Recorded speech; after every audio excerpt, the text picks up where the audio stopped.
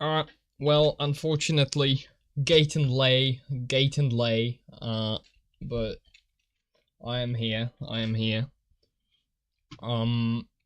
got a bunch of plastic strapped to my arm now, to my, like, wrist, in order to hopefully minimize the amount of movement I do with it.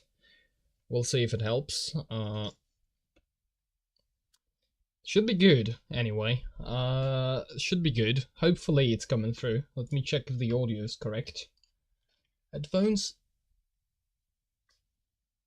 No, okay. Yeah, there's audio.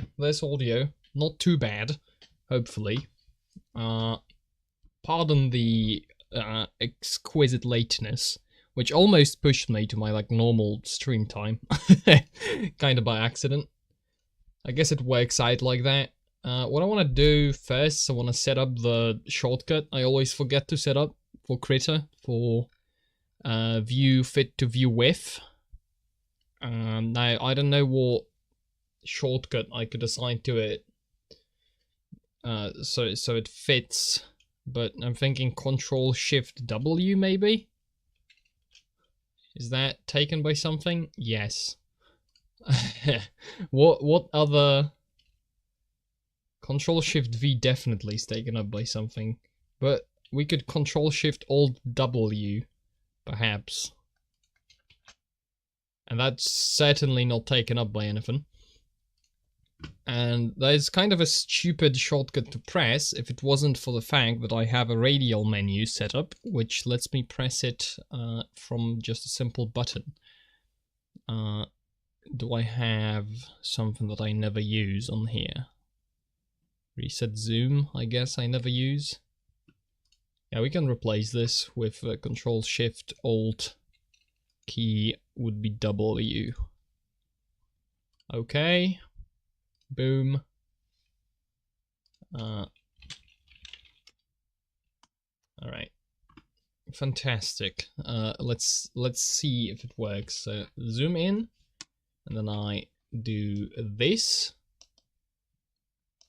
Oh, I still have it called, I still have it called, like, reset zoom, but it does work, so now I can just rename it. I realize you can't see the, you can't see what I'm doing, because it's all overlays in my window capture Krita, but...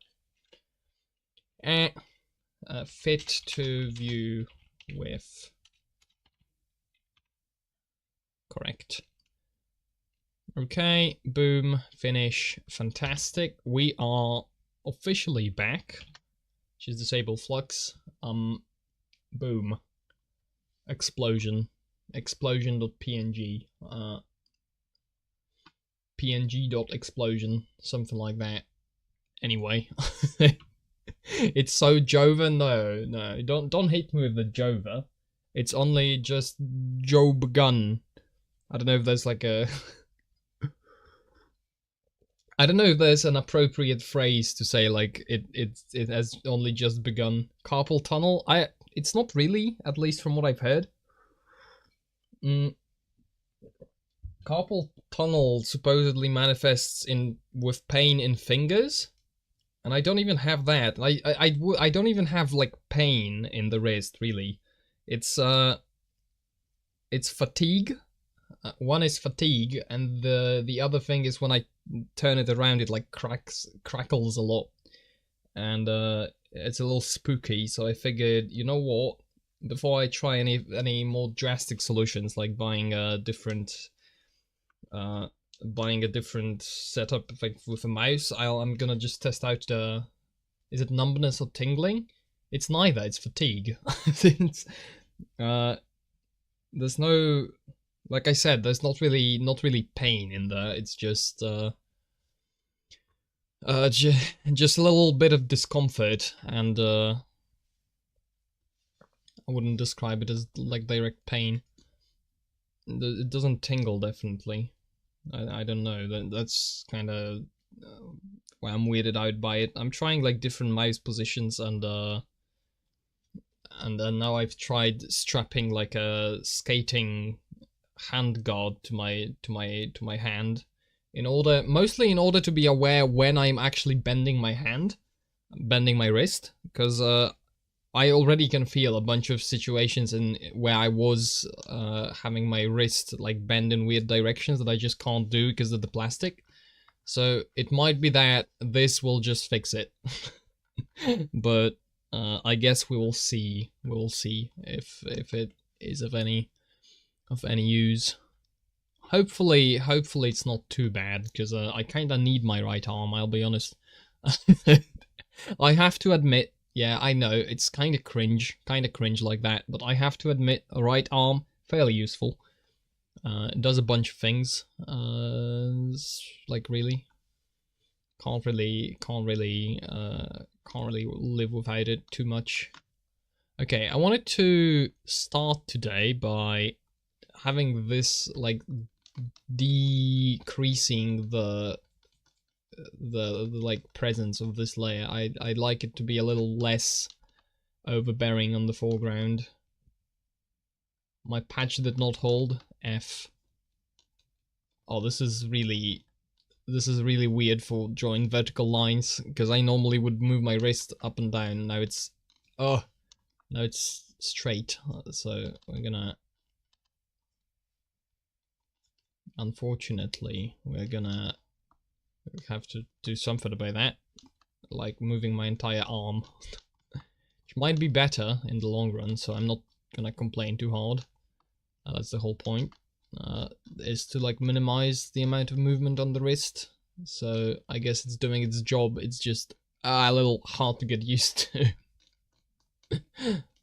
That's alright, we're gonna get by. I might just file an unusual number of complaints.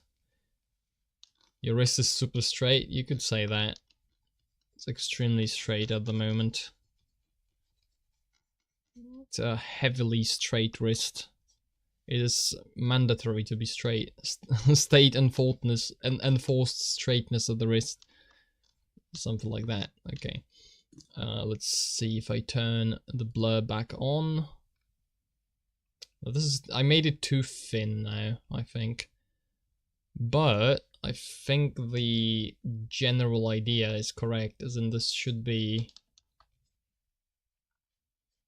more in general it should be thicker on the left than on the right. That's what I'm thinking is gonna look best for this. Okay, try again with the blur. Yeah, okay, and then maybe just a little bit of falling, you know, falling like bright in some places. I'm thinking like there's light shining on this a little bit, and then darker in the top left corner. You see, to kind of mirror the cliff above, like casting shadow on it is the basic idea. Although I did kind of lose the like dual streams effect, so maybe have to experiment with that. I do have a bit of a topic that's been puzzling me a little bit, and that topic is what the hell even is identity? Like I'm not sure what the concept is supposed to be, and I suppose that depends on what kind of philosophy you subscribe to. Would the definition will change, but I am wondering about it, because I've never really, like, if it's an emotional thing, then I suppose, like, I don't have much to say about it.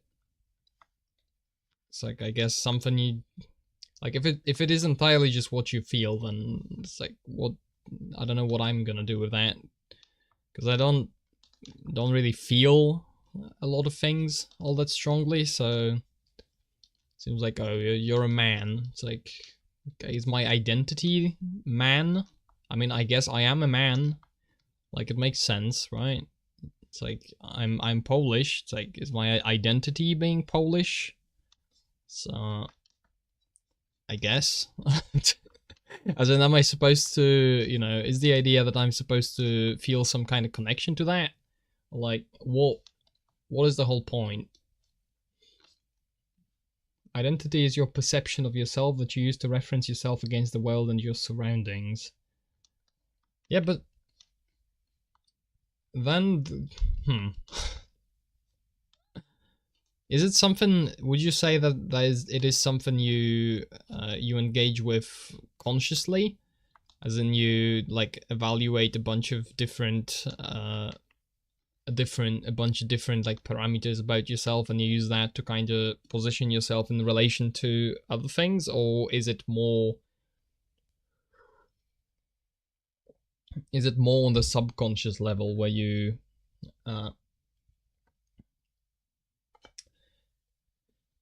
is it more on the subconscious level of like, this is so the basic difference, I think the basic question would be, would identity be more descriptive or prescriptive? Because if it's descriptive, then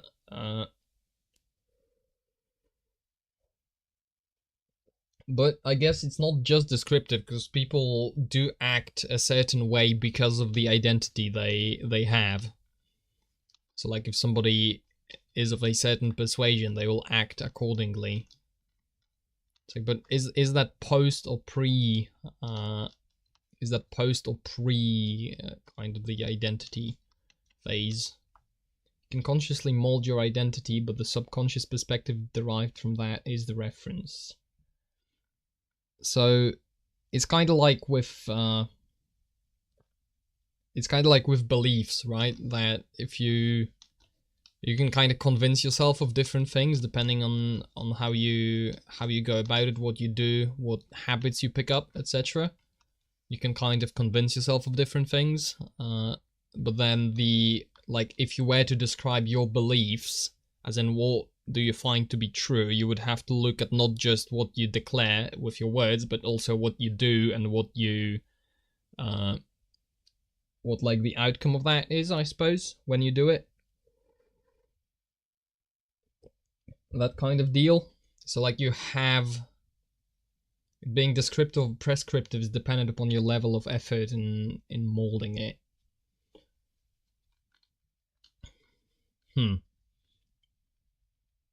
I do wonder, because a lot of this is because there's a lot of people talking about identity in different contexts, whether it be, it's like I don't think you often hear it boiled down to the definition and something autism, I don't know, but I don't think I've really heard that being mentioned and kind of defined and set as a reference point maybe for thinking. It seems to mostly be people like talk about what their identity is, but then it never seems to be really defined in a way, like what are you even describing in the first place. You know, it's like if this is your identity, what does it mean for that to be your identity? Is it that you are that because you were born into it? Is it you are that because you chose to be like that, and you identify with that group because you are part of it, or you just have chosen kinda to pick it up? You will develop an identity subconsciously, but if you are conscious about it, you can mold it. I mean, sure, but I think I need to think through what, like, actually internalize what an identity is first, because I don't think I have a good grasp on that. It's like maybe it would be that you it's like what you are, like certainly on a certain level, like what you are. It's like, okay, human, right? That's pretty basic. That is like a decent general descriptor, and then you can attach additional descriptors that would more precisely define and like paint a picture of the person you are talking about, in whoever is actually listening to you like explain this.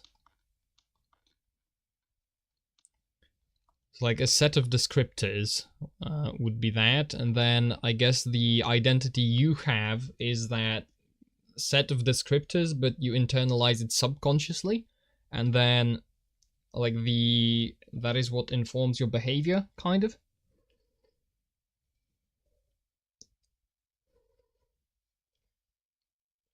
I feel like it's certainly hard to put my finger on what this is.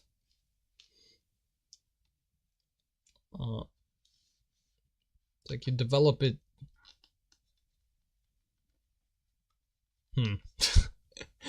Not really. Maybe I should. Maybe I would need to read up on it before I actually start spouting any opinions or whatnot. Because I don't think I have the I don't have the concept nailed down well enough to actually kind of mention. Or maybe I'm over complicating something that is like fairly simple.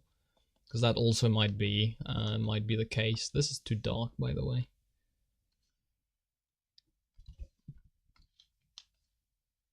It's like a term that's thrown around, but I feel like it's under.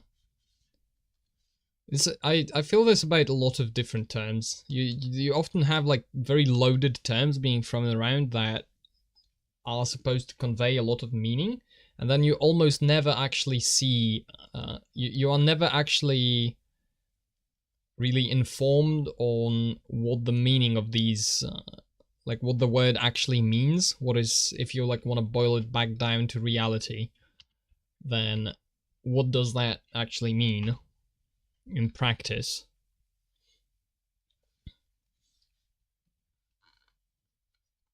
I don't know. This is just like one of these words that I just don't quite have a good.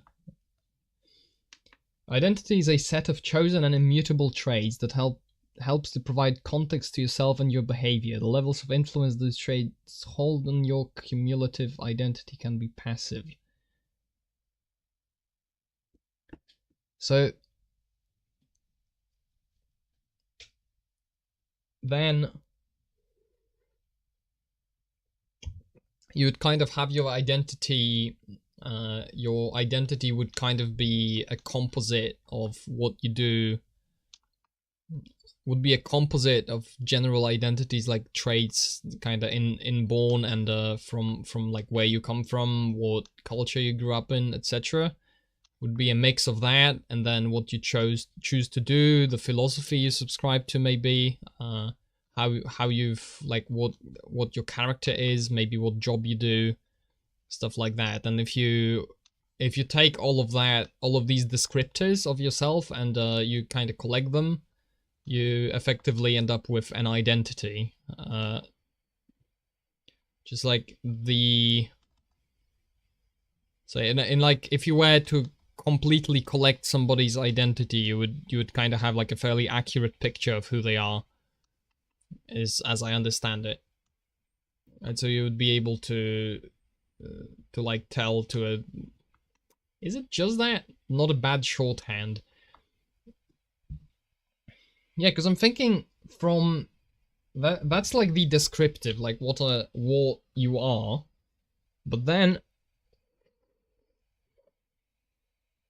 you have the part of it that is prescriptive because you form it. So from the set of descriptors that currently describe what you are, you can like extrapolate or plan out a different set of descriptors that are like the target you, like traits you want to have, maybe different something you wanna have about yourself, and then you use that as a kind.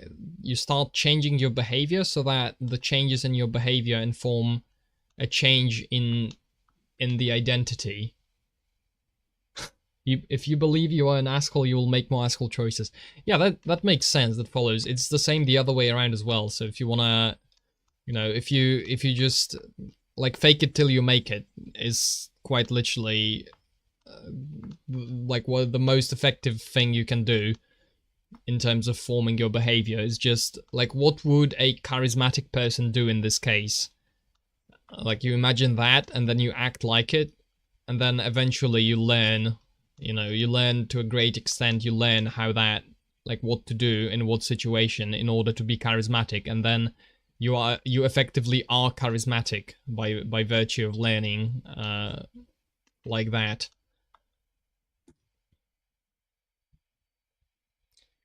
So that would be then.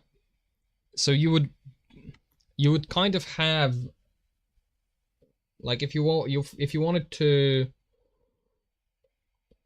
describe identity, you would have the kind of real identity which is descriptive.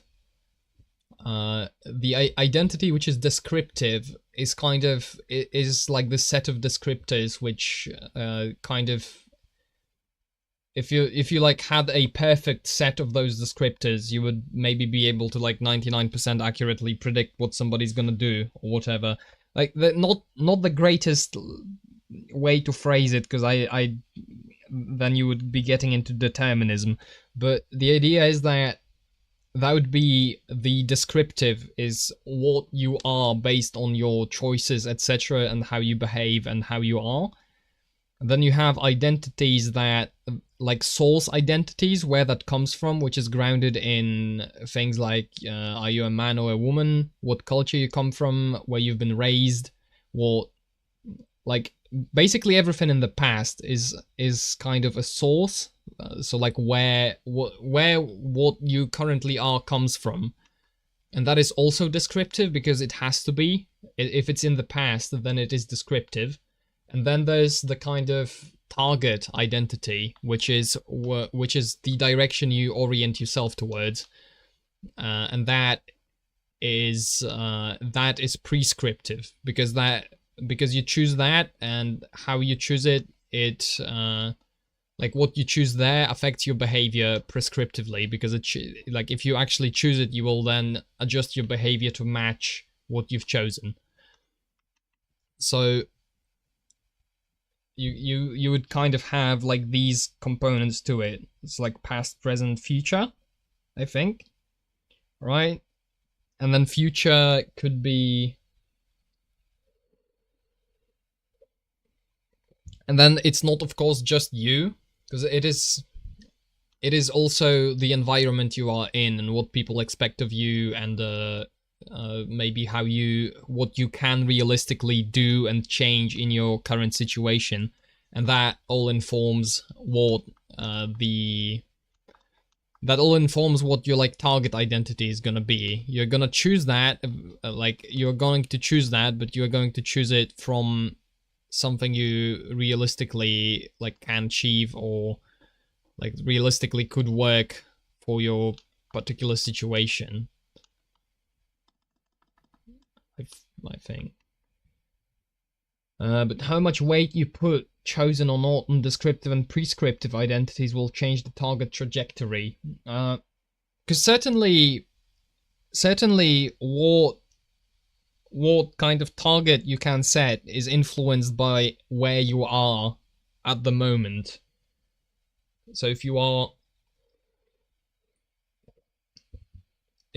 fairly like strongly set in, for example, like I don't know, I'm a programmer, right? Because that's what I do by trade. That's what I've trained to do. That's what I have a lot of knowledge on, and skill and experience.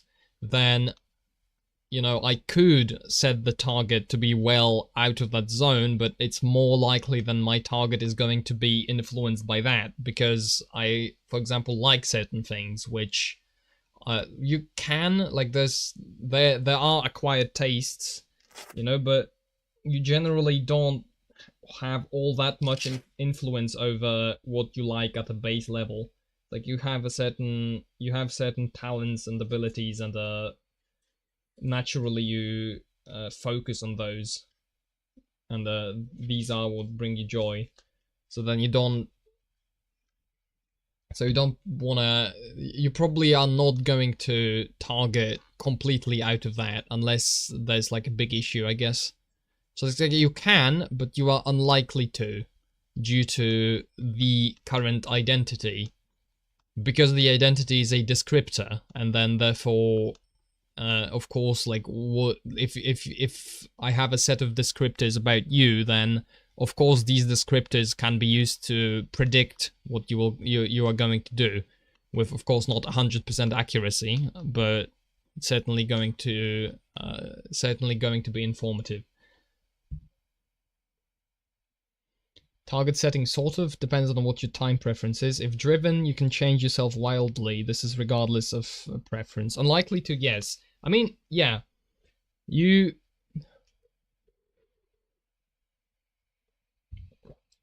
There's also balancing on the line of what you are willing to change versus what you are what you want to change versus what you can change. And even if you can change something, it doesn't necessarily mean that you will do it, because one part of your identity could be you don't really make sweeping large changes, and then that makes you, and then that part of your identity informs how you are going to transform your identity, because it's a descriptor that is like interconnected with the rest of it, which makes the idea of identity very broad. So then that in turn makes me wonder about people who fairly easily describe what their identity is with like one word. It's like, oh, I'm this or I'm that. It's like, can you? Because you can give partial descriptors fairly easily. Like, I'm a programmer. Identity is very broad. Yeah, but a lot of people seem to be caught up on the idea that if you have a certain kind of identity, and this is of course in modern times, gender identity is a very, very common example of this, where you've got people like going all the way, it's like, my gender doesn't define me, which, I mean, yes. Like, if you take a look at it from this understanding that you have these, you have a certain, like, a broad collection of descriptors that form your identity, then it's going to be influenced by it, sure, and by society and people around you and the expectations from that, like, yeah. But then of course it doesn't describe you unless you don't have any other descriptors. You would have to have a very, you would have to not have much else in terms of descriptors for yourself if you were to say, like, it seems like that is kind of where that thought is coming from. Wait, this should be on top if I want to do that. It's like surely you would have more descriptors that describe you, not just not, it's like, yeah. you know what I'm saying? It's like, it's a part of the thing that does describe a part of you, certainly. It's you can't really get away from it, because your mind and your body are closely connected, and you can't say you are just your mind without your body, because what the condition of your body affects your mind and vice versa. So it's, I do not subscribe to the idea that your mind and your body are completely detached from one another, and you are just the mind. Which I know, coming from a Christian, that it shouldn't be surprising, but I think there's a reasonable assumption to make. I feel like people, for the sake of conversation, use wide-sweeping descriptors to convey a particular idea in the moment, but would also arguably accept other identities it brought up. I mean, there's also a thing. Like, I know I keep repeating autism, but I do think there's a bunch of, like, I do get annoyed a lot of the time with how imprecise people talk. Especially on fairly complex subjects.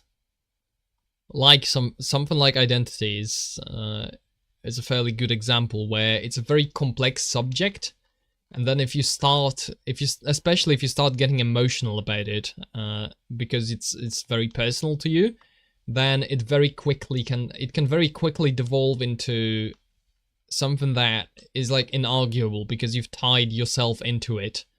Which I guess with a topic such as identity, then of course it's hard to avoid tying yourself into the topic of identity in particular, but you know, it seems like there's real questions to be asked and a real kind of problems to explore with it. And then you can very easily get caught into just bringing it to the personal level. And then from that you can't question my identity because I can identify as whatever I want. Which is, as an idea, that as in, like, the target, you can set the target to be anything you want, I guess. But then, not really. Because there's certain things you can't change about yourself. Have you watched Paul Harrell talk about shooting? I have not. You can send me that and I'll pop it in the background at some point. Cute pond, you should add a wildcat roaming around in the bushes. I don't really want to do that. I'm referencing, like, kind of being inspired by a particular scene of Ori and the Blind Forest, so I'm probably not gonna be adding any other living creatures in the image, because I want to keep it to the accurate to the scene, where in the game there's not really like, all the creatures are scattered and not or dead. I guess not dead, I don't know, like in hibernation or whatever. I don't know what the actual law is, but generally, you know, the forest is not very, like, it's a peaceful moment, but it's not the end of the game, and there's still stuff to be done. So that's what I'm... Wait, this is the wrong layer. Famous last words. So I'm probably not gonna be adding a wild cat. But I'm gonna be adding a bunch of other interesting stuff in the background, so if that's any compensation for not having a cat. Okay, let's see without the sketch.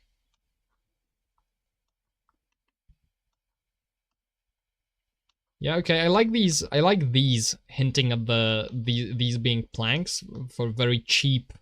Like, it's very cheap to draw, but it has a decent effect on it. The point by identifying as X, where X can be whatever, is where people confuse the immutable for the influenceable.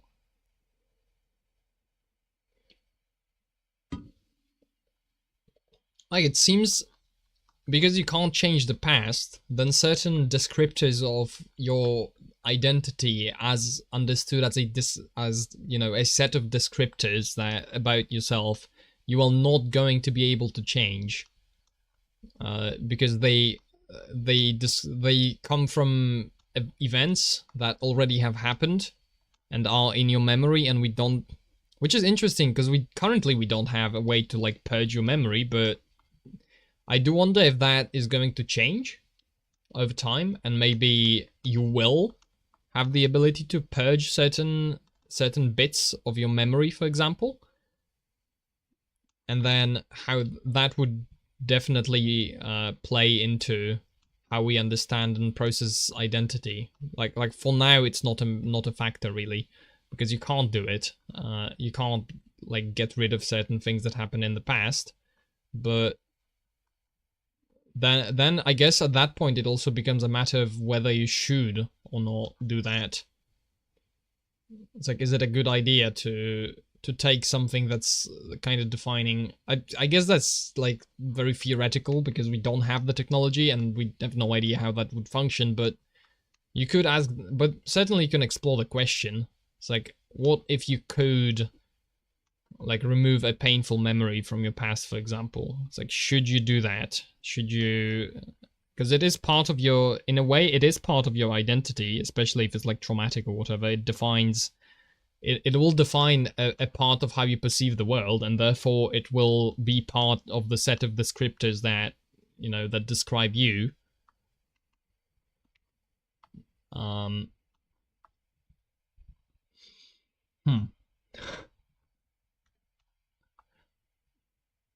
Okay, hold on. This layer. I want to make that thinner. Bring back the sketch. So 1, we do have a way to purge your memory, sort of, at least healthily influence how much influence your memory has. Reducing the effective rate. Yeah, I was talking about things like male versus female. Yeah, that is something that, like, you have a lot of biology in you. That's not changing anytime soon. Certainly, you know, you can, like, you will not be able to undo all of that and just get rid of its influence on how you are. I mean, you can certainly try, but not really. Sorry. It is interesting because there's a lot you can do, and I do wonder how much of it, like, how much of kind of dwelling on your own identity even is healthy. That's kind of a question I do have. I do wonder about, because it seems to me that if you are too focused on it, I mean, address your own issues, of course. Like, make sure your issues, if you have issues from the past and like stuck in there, then most definitely fix them and work to get rid of them. That is fairly obvious. But then, if you've already dealt, like, family of origin issues, etc., if you've already dealt with those, and then how much, like, the descriptor of yourself, of course you want to keep that in mind, because it's going to be a very valuable set of information about your own behavior in order to, like, figure out why you act the way you act, and then how to act differently. So, like, setting the target is kind of predicated on you understanding where you are in the current place. So if you are currently in, hello, if you're currently in a certain, if your identity is something at the moment, then it would make sense to take that into consideration before making the next step, like setting a different target.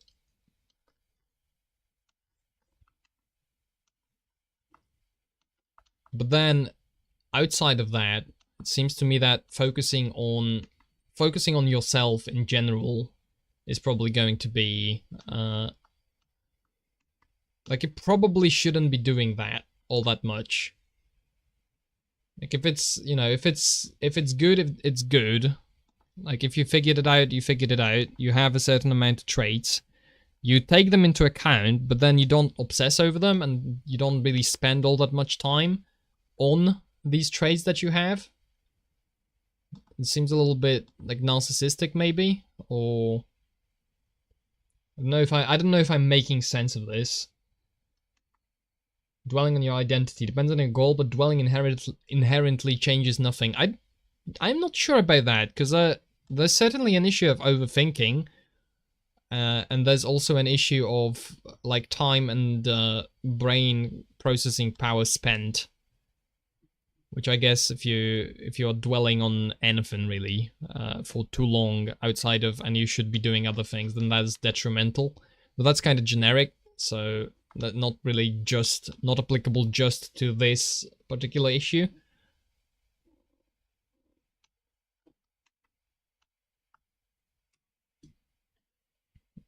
Luke 12:25.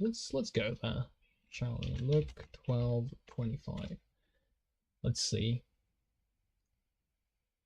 Oh, who of you by worrying can add a single hour to your life? Yeah, but that Yeah, by worrying, right? Yeah. Yeah, no, that's a fair point. Like if you just continue worrying about it forever, then nothing's getting done about it. But on the contrary, if you think about it and then there's action you find you can take to improve yourself, then you probably should. In fact, you most definitely should. In fact, I should be drawing this on the correct layer. There's a unrelated tangent, but wait, I messed something up. Is this on the correct layer? No, it's not. Put it all on the wrong one. Whoops. No, it's good.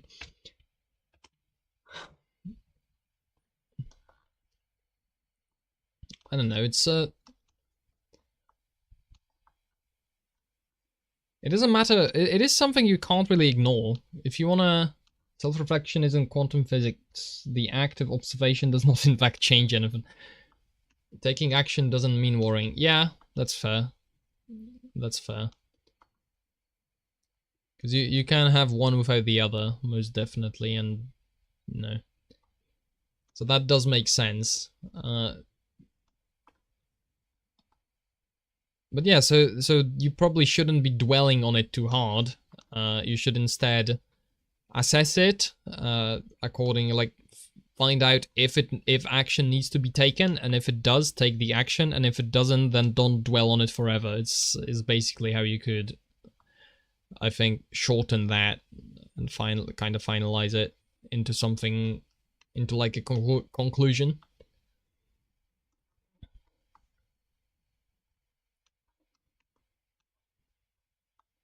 Wait, we could maybe turn this into like a darker... Yeah, I'm thinking that is a decent idea. Turn this into like a little hole in the side of it.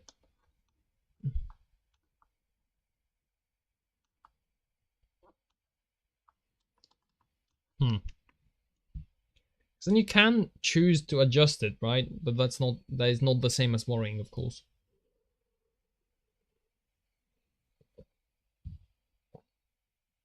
But then, with how broad identity is as a topic, as an idea,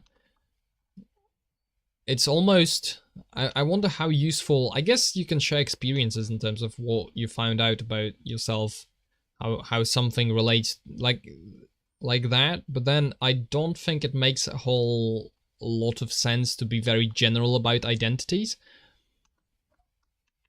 Although I guess, no, because there's a lot of shared traits, like there's gonna be a lot of shared traits for men, for example, so then it makes sense to talk about, you know, your identity as in the descriptors about you that relate to you as a man, and like how that affects what you do and what you focus on versus what you don't, etc. That would make sense as something to engage in. So there's certainly a point in you know, spending time on that and collecting it with other people and discussing it.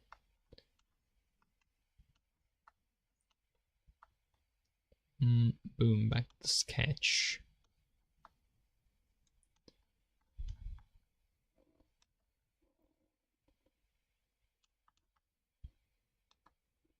Because then that picks up for me like why it makes sense to talk about identity as opposed to just you, because there's actually, it's kind of like abstraction. You just gotta make sure to use it wisely, and then it's a very powerful tool when used correctly, and you can also make it a very it's a very powerful tool when used correctly, and then you can also get completely lost in it, and then it becomes a huge detriment to whatever you're trying to do, because you will be lost in doing it instead of in talking about it and dwelling on it instead of actually doing things. And then also you can produce things that are disconnected from reality. So, like, you can talk to a bunch of people and figure out like the common traits you have affect you, like in different ways. What are the similarities? What are the differences? But then at the end of the day, you will have to take that and apply it to your particular context, or otherwise you are just blindly copying tips that might not work at all. Claiming a particular identity is shorthand for expressing a subset of traits you hold or adhere with. I'm a libertarian, aka. Yeah, but then it is also a matter of how these descriptors are formed. So you might want to not apply a certain label to yourself despite having common traits, which I guess, yeah, I guess understanding this as an abstraction over people is probably the way this. It's probably, especially for me, because from, yeah, you know, programming autism, but in this case you will definitely have, like, it's a way to kind of group people and categorize behavior and extract common knowledge and information we can share and use together. And also it's a way to categorize and kind of deal with people because people are generally fairly complex, but then if you can notice certain traits, then you can extract them, and then you can work with those traits instead of the entire person, which lets you, you know, of course you have to then apply it to a particular circumstance, but it certainly simplifies the thought process if you can use, like, that's why categories are used and are useful. It's like it makes a lot of sense to apply them. All right, I think I laid it out. I think I now have it laid out better in my head as to what this actually is and pertains to. It's interesting because I think this is also, like, the way I'm talking about it is a very abstract way of viewing it, as in I know I'm talking about abstraction, but the idea is that I'm looking at it from a kind of bird's eye view. So, like, you probably wouldn't, if somebody identifies very strongly with a particular identity, they'd probably not be talking about it in these terms. Because I think there's a lot of I don't know if I could call it kind of magical thinking about it, where, you know, the identity is somewhat like this somewhat nebulous and not well defined thing that you either are or are not, and you kind of feel it when it is, like, when you are that, you feel it, and then other people don't have access to it because they can't feel it, etc. Like, I think there's a lot of that in terms of how people treat identity versus what my kind of look at it is, which is kind of like clinical, detached. Probably might not be a very attractive approach to it to someone who's more emotionally engaged. Is what I'm kind of trying to convey. But that is something that happens with, I think, a lot of things, where you have a lot of people who kind of engage with things and they don't consider them to be very, like, they don't consider them to be very describable.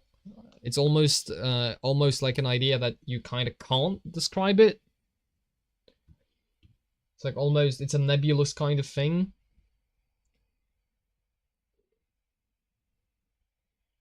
And I wonder how much of it is, you know, things you just can't really understand and can't define versus things you just don't really want to. Because it's a little hard to venture into this. It's a little hard to venture into a realm like this and try and come up with a definition for things that people feel. But most of the time, it seems to be beneficial to understand it on, like, a conscious level. Because then you can, although there's a drawback, and that drawback is that I think it takes, and I'm not sure how much of a drawback or like how much of an actual downside versus just a different side it is. But I think you do lose a certain ability to get immersed in things in the same way that you were able to, where you didn't really understand it all that well and didn't have certain parts of it named. I could certainly say that about myself, that a lot of things just are not really like magical anymore. Like it is not really something that generates any kind of emotion.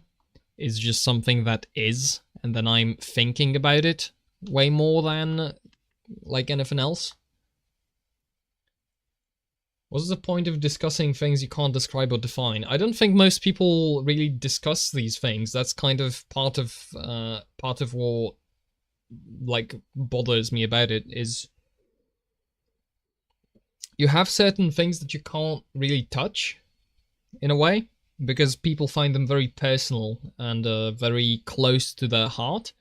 So they don't really want to, you know, stick a finger in it.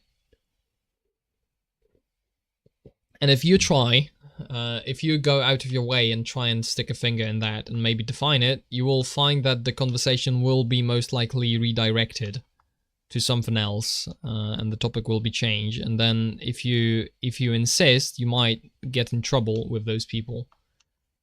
And I think this is a fairly common occurrence where, you know, just people often just don't want to discuss certain things at all, and they'd rather leave them unsaid. Having a poor description is not equal to not having a description. I mean, yes and no. 'Cause it depends on what you mean by description, because Todd not understanding emotions, the stream. I mean, we've established this is the autism stream in which we autism about things. So, you know, maybe maybe that's a hint. Maybe that's a hint to what happens. I don't know. I would never insinuate something like that without consulting a professional first, of course. But, you know, maybe. Might have something to do with it.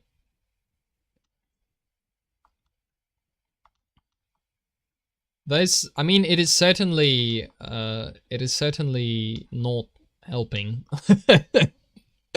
Certainly not helping with people when I have this approach. Like, but that's the thing. Is it really something to be understood if it's emotional? Like, you can observe it and you can probably kind of predict it based on an understanding of it, of like the phenomenon. But then, are feelings something to be understood, or are they just kind of signals your body is sending you, and then you either follow them or don't? And the more conscious you are of them being signals, and the more conscious you are that you can control what your response is, the more control you have over what you end up doing with them. And then if you wanna kind of understand emotions of people who don't really think about it all that much and don't really take that control, then you just end up as people following just impulses. It's like, oh, I felt that, so I did this, and then you can kind of trace it back to the impulse. It's not really a lot of conscious thought to analyze going on in there. Sorry to say. So the point being that I'm not sure how much there even is to understand. It seems to be in a way not something to be understood. Yeah, it seems to rather be something to be observed and maybe predicted. But it's like, you know, and you can probably understand it on the level of phenomenon.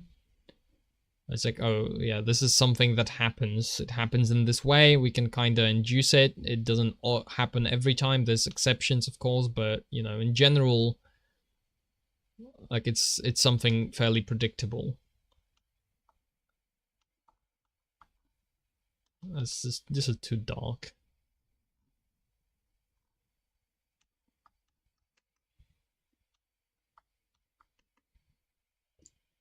Understanding emotions and their root causes can lead to being better able to have self-control. Understanding emotion creates the ability to determine if they are worth ignoring or dealing with. I mean, yes.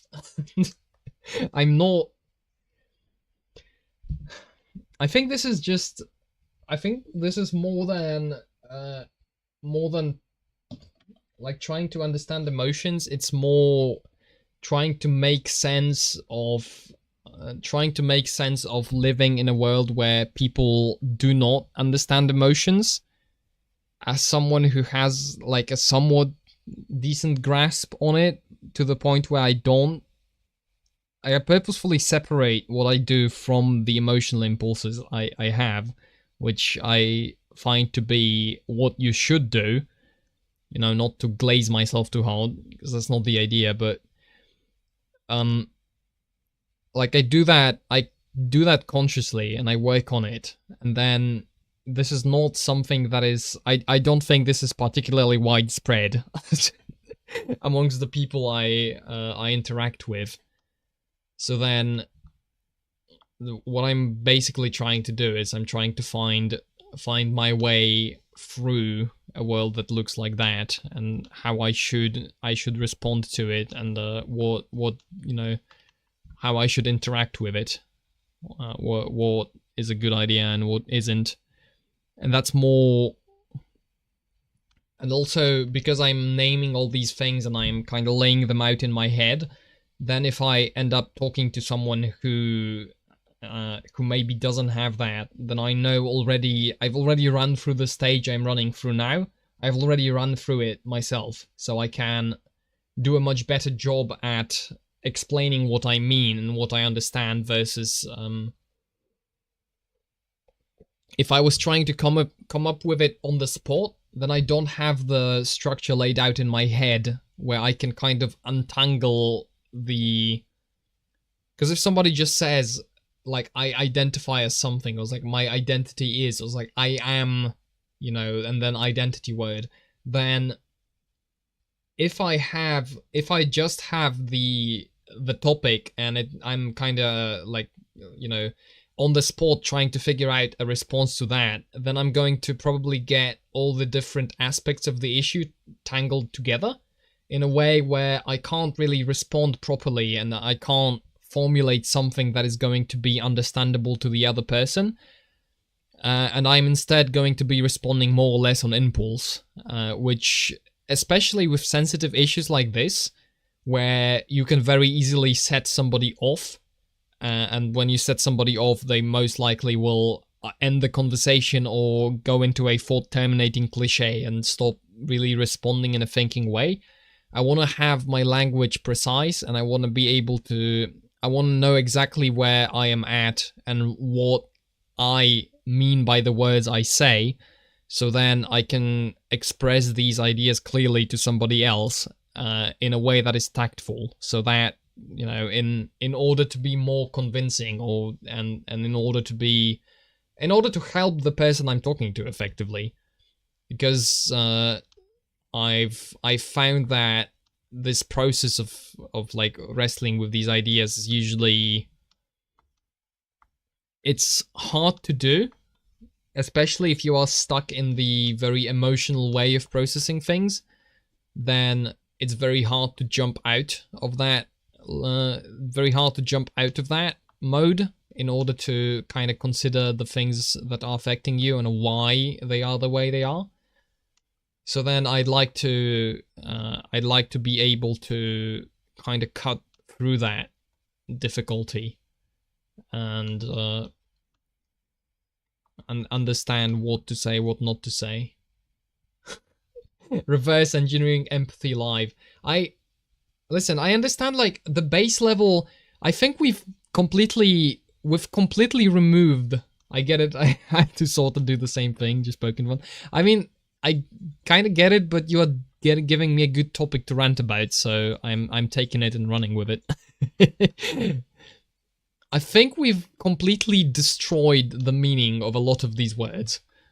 Because I think, on a base level, if you could take empathy to just be, oh, I feel you, in a way that, you know, if I had the same circumstances happen to me, I'd also feel bad. Which, I think everybody has that to a certain extent. And then and then that gets modified depending on, for example, if you have a lot of experience and then maybe you warn somebody that, okay, if you do this, then you are going to end up with your hand, if you touch the hot stove, you're gonna burn yourself and it's gonna hurt your hand. Then if you've said that and repeated it 1,000 times and the person goes out and does it anyway, then your empathy decreases, because if you were in the same situation, you would not be acting like that, and therefore you can't place yourself in that situation anymore. And so then you kind of the direct empathy of I feel what you feel is decreased. But then there's also like the level of empathy where you place yourself in that situation, you try and understand that person, and then you try to find a way to help them out of that. And I don't know if that's still called empathy, but the idea would be that this is something that you do consciously. You don't, you know, it's not just a feeling you get based on what is happening, and based on what you do and what you've heard. This is something you engage with consciously. It's an effort you can put into meeting the person and talking. And then it also is a lot more beneficial to the other person than just, oh, I feel similarly to how you feel, which is just emotional validation, which sure can be important in at certain times, but ultimately, I think in many cases it's not going to lead to the problem at hand being solved. It could be a stepping stone, but it's probably not going to solve the entire problem, right? Do unto others as others you would like. I mean, sure. Hola, hello. Welcome to Rambling and Drawing, the stream. Also autism.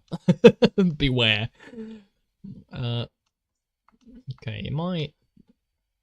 I think I should use a different color for these doors. So, to get back to the point, I think we've, in a lot of ways, we've placed a lot of meaning and a lot of importance on the emotional aspect of certain things, so how you feel about it, versus the logical thinking, more directly controlled by your will aspect of what do you do about it, how do you think about it, how do you react to it, not just emotionally as in how you feel, how your feelings react to it, but how do you react to it in terms of the actions you take and the things you choose to do. I think that is severely underemphasized in a lot of cases.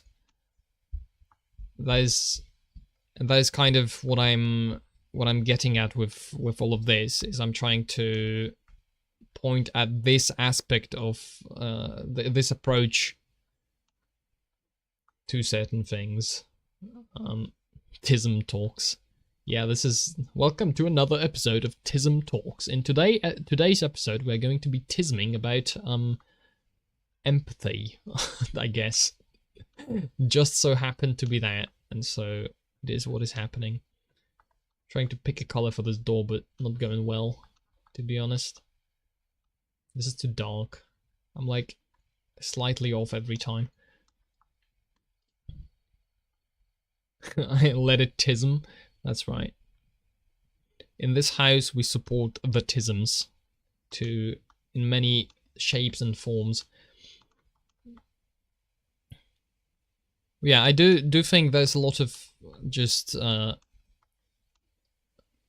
there's a lot of focus on the emotional part of dealing with issues, and there's a lack of focus on the part of just what do you choose to do and why do you do it, and the part of it that is way more is way more about how you think than how you feel about issues. And what I think that leads to is, the whole there's like this idea that we would say it's like, why are you doing this to like that creature? It has feelings too, which puts feelings as kind of what defines us as human, which I find to be weird, frankly. Because at the base level, animals feel too. There's not really, like, feelings are not special and unique to humans, but rational thinking is. This is perhaps a controversial statement, and I can already feel the fedora growing on top of my head. The Mountain Dew is coming out of the fridge and running over to my seat, etc., etc. A supremely autistic statement to make, but I think there's a truth to it, so I will defend this statement. That I think that it is, in a lot of ways, we have kind of lost an understanding of being human and the like a certain level of complexity which we can engage with, where we devolve into just talking about what we feel versus what we think. Which I don't actually even know if this statement is controversial. I don't think it should be controversial, but, I've apparently mastered what my mum has dubbed empathy, the perfect mix of apathy and empathy, where I understand the other person's perspective completely but couldn't give two shits. I mean,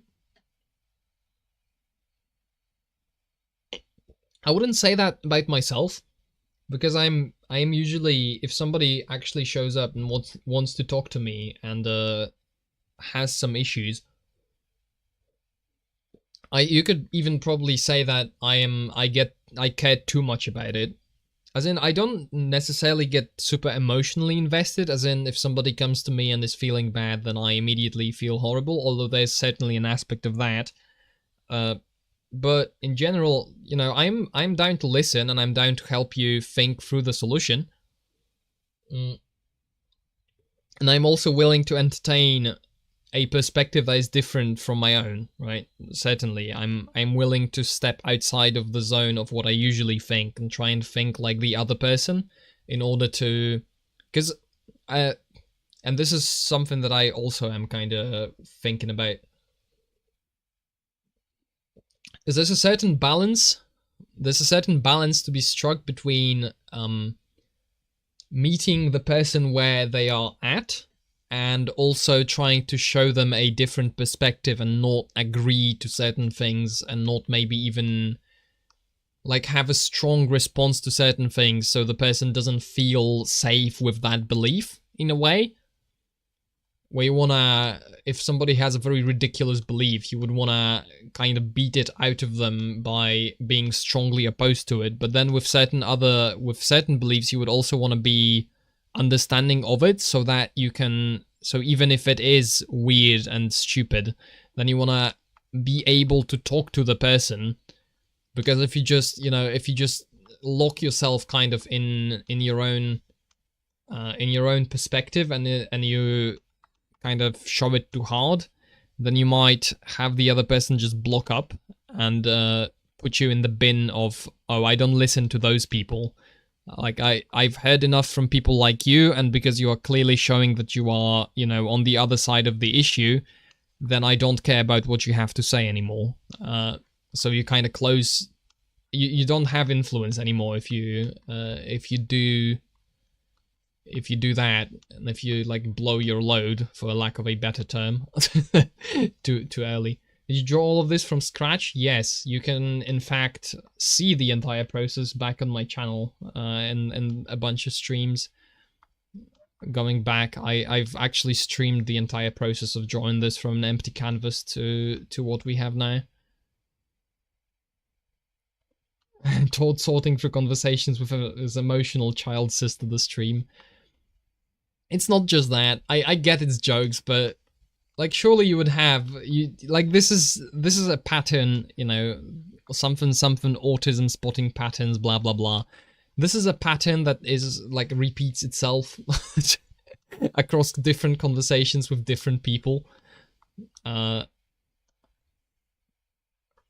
will have, because this is more in the realm of how to make friends and influence people, right? You want to be where you want to both be. You don't want to be Autism Master 5000. I'm fairly certain you probably shouldn't be Autism Maxing if you want to convince people. Probably, you know, don't start with the 5000 level of your position where you bring it to the absolute extreme.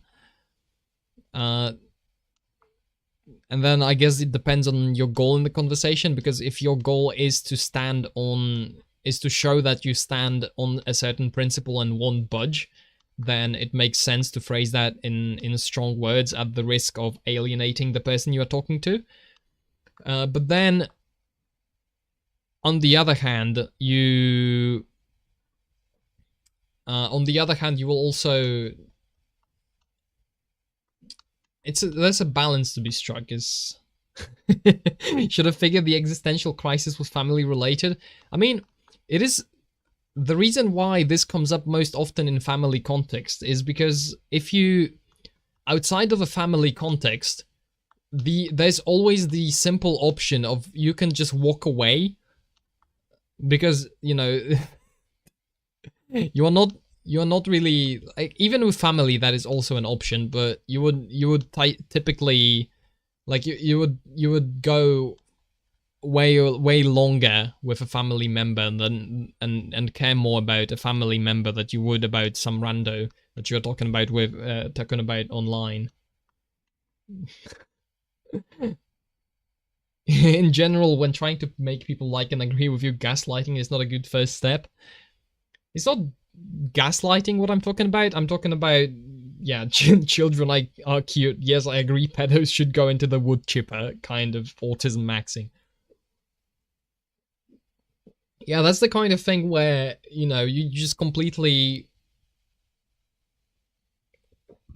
if you want to talk to people, it's like, do you want to convince people to be slightly closer to your position, or do you want people to jump immediately from being a normal person who's never really thought about this before to being, you know, Autism Master 5000, just like yourself, who spent 15,000 hours studying like mystical texts on the internet from the great philosophers of old, and you can quote them and it is great, and everybody has to be like this because that's how you unlock the true Sigma male grind set, whatever, right?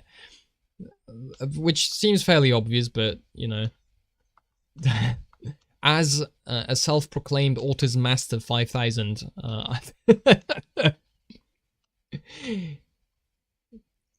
not everyone's a Temple Grandin. Temple Grandma, question mark? Or that might just be a term I'm not familiar with. Apologies. See, that not enough... I need to autism max more, I think. Needs more autism. I'm clearly unfamiliar with important terminology. I'm ashamed to admit, but I do not know what that means. Famous autistic lady, okay. That explains why I know nothing, because I don't follow autism I kind of follow, but I don't follow like famous people all that much. Good with cows. Alright. I mean, thank you, good cow lady, good job. Temple Grandin. I feel like that might be a typo. Although, could well not be, I don't know.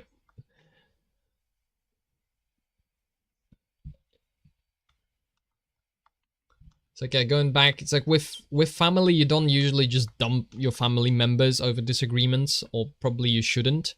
And I feel that, you know, if you excuse the idea that maybe that's by design.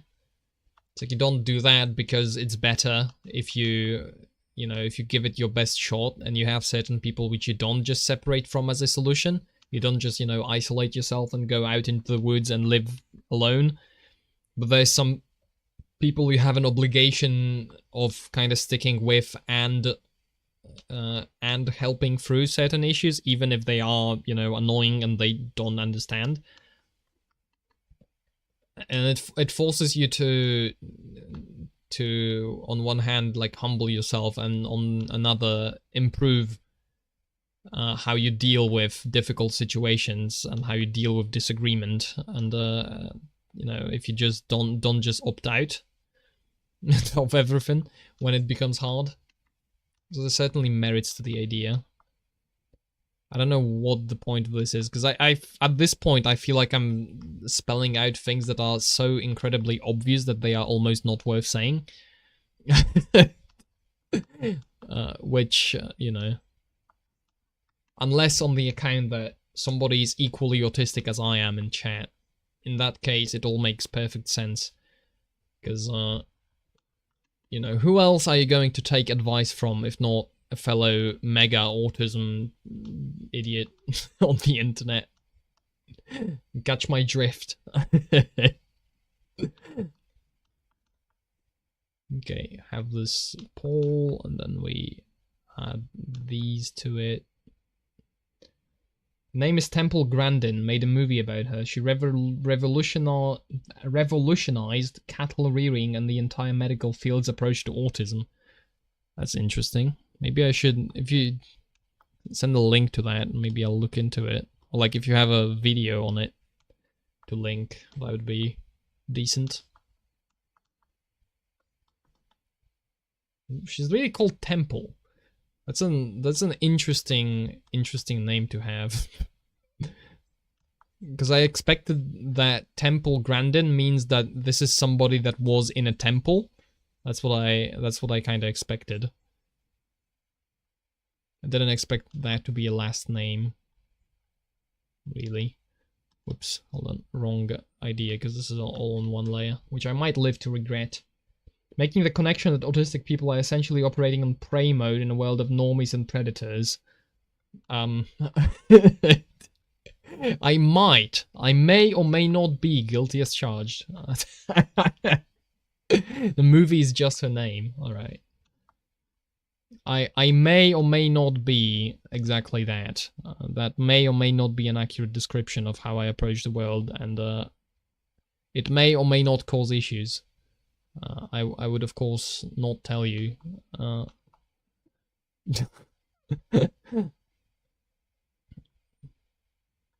Although, you know what, like in all the autism jokes aside, it's a certain naivety in dealing with the world, where you just, until you've been maybe burned or like taught to operate properly, then it seems like that. I don't actually know. That probably isn't the default. Have you been out shooting much? I haven't been out shooting much, no. I have shot, though, so there's that.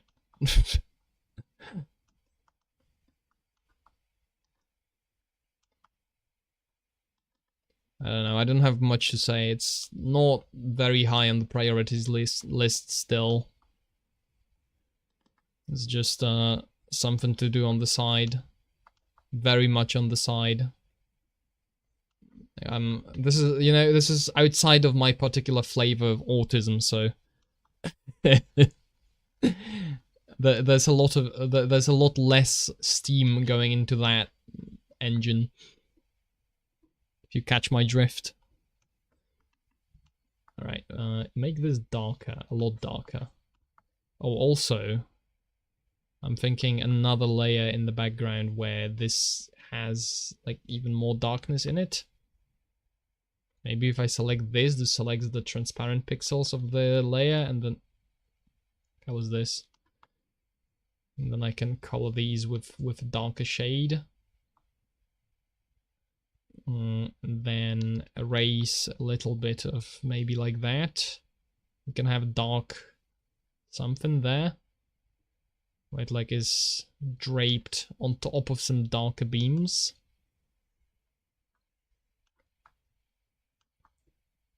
This is like very dark. You probably don't want to overdo it too hard.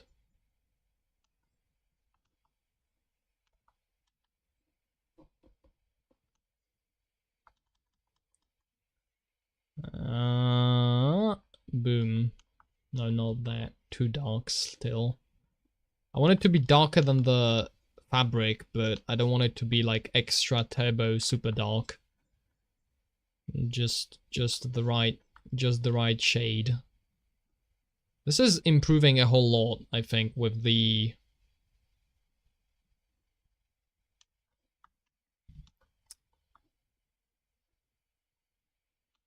This is improving, I think, a whole lot with all these changes to it. Like, it's looking like with all the additional detail, it's looking a lot more lively, I'm thinking. Although this now needs to be changed because this is not like, this doesn't make any sense to be like this anymore. Like, this has to be, actually this makes sense because it's in front of that, so then we can have it be highlighted. But then this can't be on top of the foreground, of course. And then there's a bit of this that gets covered by the fabric.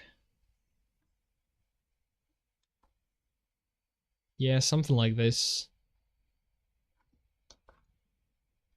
Why is this happening? I found some way to select things that I haven't done before, and now it's messing me up because I'm doing it on accident. Apparently.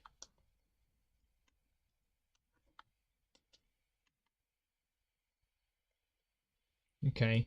I would explain why autistic people react so much to seeing exploitative or predatory treatment of stuff. Prey mindset means the concepts that justify those actions for others are entirely alien. I mean, you are truly gonna make me think that I do have autism.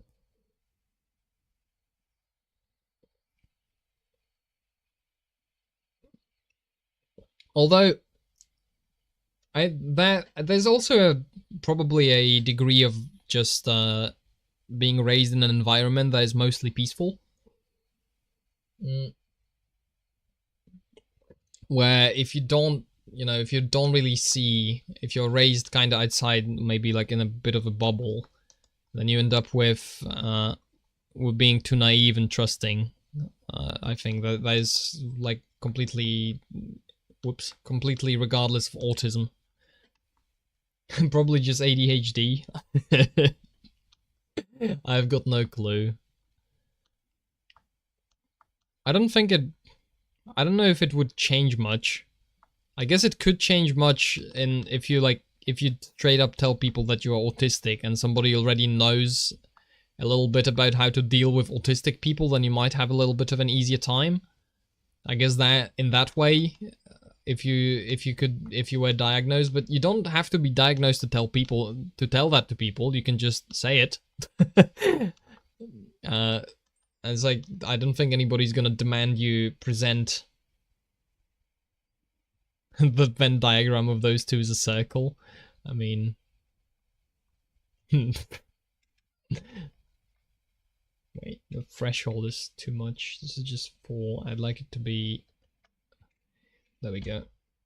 A diagnosis is good for self-monitoring. I suppose, yeah, it makes sense. You would wanna make sure that, you keep it under control, and then you also know that you're dealing with something that's different than normal people, so you would be able to adjust your behavior and what you do, like basically correct for it. Send you Paul Harrell. Thank you. I'll check him out later. We'll do it. We'll be checking out autism, which is a wonderful pastime to have. Okay, this is pretty good, if you ask me. What else do we have on the sketch? We have a bunch of like stuff on this tree there. which I guess I could do on the same layer as this, but I probably shouldn't. I think I'd rather place it on the same layer as the tree, or otherwise I'm going to get lost. I might actually literally draw it on top of the tree. I think that's probably a smart idea. Or is it? No, it's not a smart idea. Or is it? No, it's not a smart idea. Okay, I've convinced myself. After this exhaustive back and forth, full of argumentation and, you know, general exchange of thoughts, I have figured that drawing it on the same layer as the tree is probably a bad, not a good. So I'm going to not be doing that, and instead I'm going to just do this. So just, you know, add a little bit of wood, like a wooden structure that supposedly was there before. That kind of idea. So there's little bits. The idea would be that there's a little bit of the wood remaining on top after the bottom thing has collapsed. I think I can keep it single colored. Should be enough.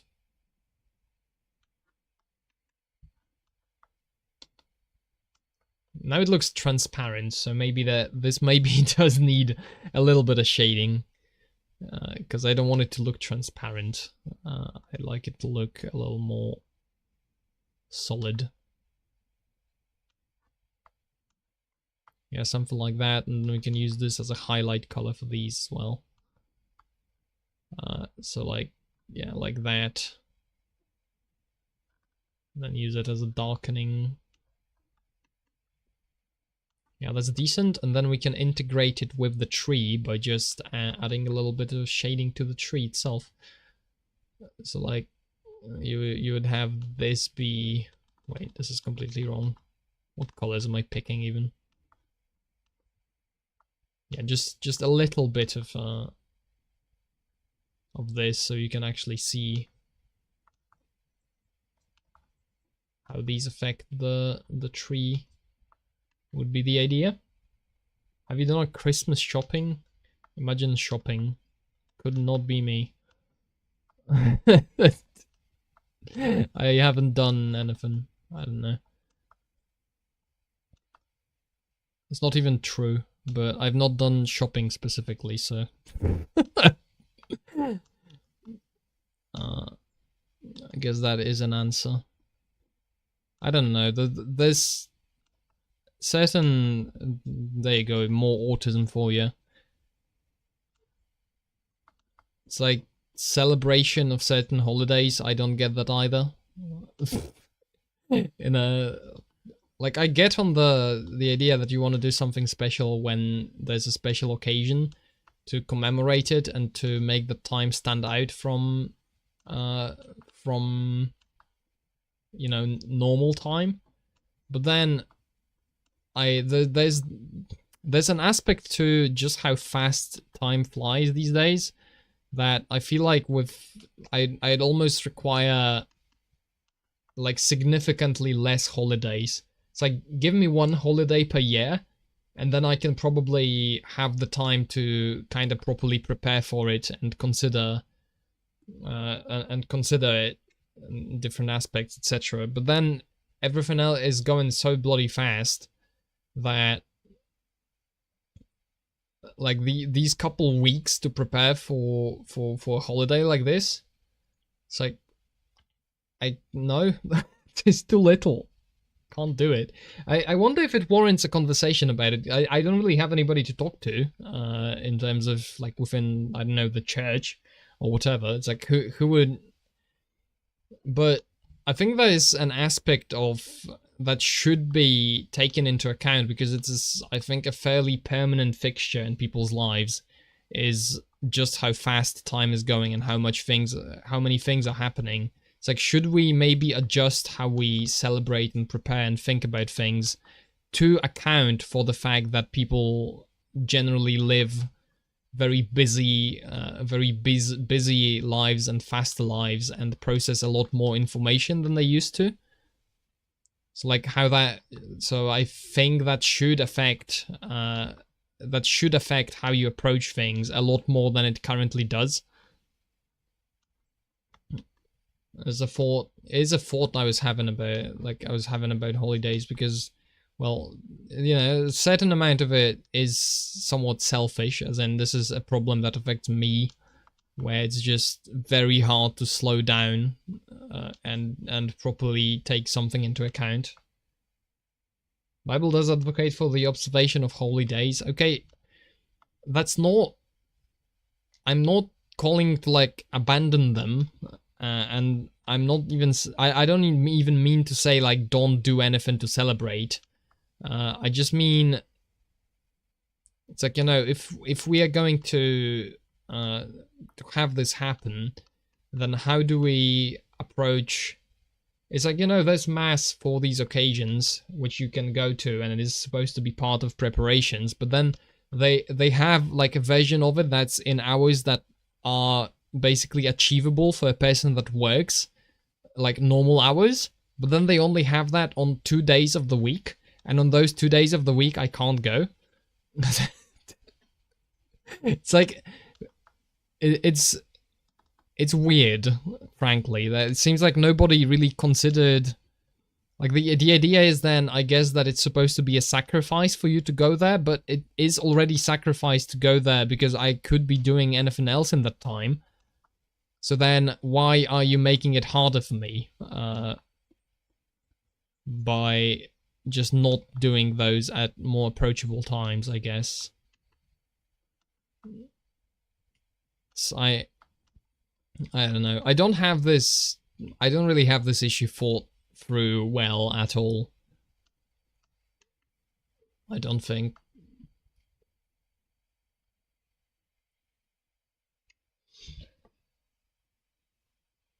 I don't even know how comfortable I am with the subject, really. It's like, I do think there's a certain level of discussions about, like, there's a context to it. Like, these streams are me just drawing and whatever. I don't really consider them all that. It's like I'm doing any particular amount of producing content. I'm just drawing and talking about whatever interests me at the moment. Which, like, granted, that's what content production is a lot of the time, but... I just don't think, like, if you want to talk religious things, right? If you want to talk religious subjects, there's the words we are using in terms of meaning to people are going to, like, without a correct context and an understanding of the words I am using and I would use to describe it, like, I'm not even comfortable talking about this to quote-unquote general audience, right? Because I am streaming this to the entire internet. It's not just a private conversation in Discord. So, like, you would understand what I'm talking about when I use words from a religious context. But then, if somebody takes this and looks at it from outside, then I have no clue what that comes across as. And then I either become very verbose, which is almost impossible to do, because there's so much context I'd basically have to somehow formulate an entire lecture, or multiple lectures worth of context for my words to be understandable, or I just settle with, whoever is watching this later has no clue what I'm talking about, or understands it completely differently to what I actually mean. Which is, I guess, it's kind of a trade-off you do when you want to talk about subjects that go deeper. Then you kind of have to make the trade-off that you don't have the precision necessary, and you can only express so much in the limited time you have to speak. So then you rely on additional context and charitability and interpretation. It's like I think about these things a lot in terms of talking about loaded subjects, especially. It's part of it is conflict avoidance, certainly, that I don't want to just, make... I am not... like, I know a lot of people derive fun from offending people and insults, etc. I don't really. It's never been fun to me. I've never really done it. So I don't want to go out of my way to offend people, and I don't. I'm trying to. I am generally trying to be mindful of it, of when I do it. And this is not just about offense, but it like offense and in general when you present certain subjects, I'd like to present them and do them justice in a way. And then like I make offhand comments that kind of express something as it's a feature of the format, I suppose. They express something, and that something is like a certain expression of my opinion. I don't know. I think it's the general point is certain subjects I probably will just because I don't want to avoid them either, because I don't really want to stray away from the subject entirely, but I think it's just a matter of like, okay, what is the like the topic of the stream is general autism, right? But it's like I probably want to keep this approachable to normal people. Like going back to the conversation about like who you want to convince and how you want to come across, etc. So like deep religious autism is probably not. I'm probably not gonna do that on this stream. Topic of the stream is drawing. That's clearly not what is happening. I mean, that's what's happening visually on the video, but what I'm talking about is aren't you streaming just for you? Yes, there's nobody in chat, there's only voices in my head.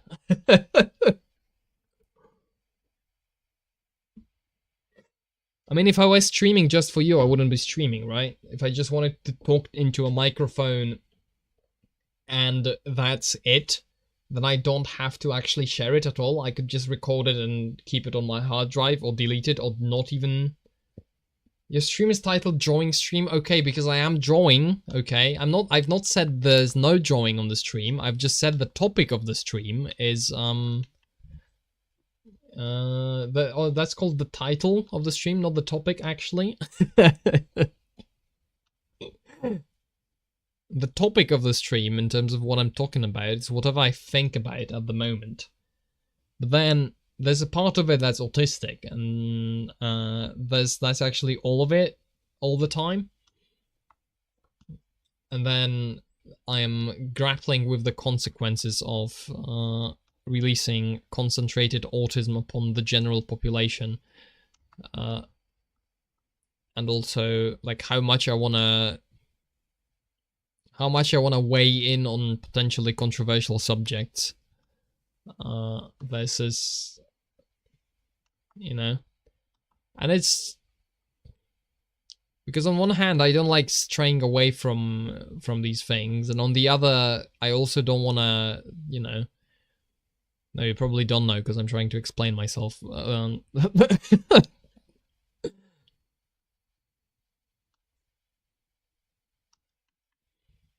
I don't even know what I'm trying to do. That's the thing.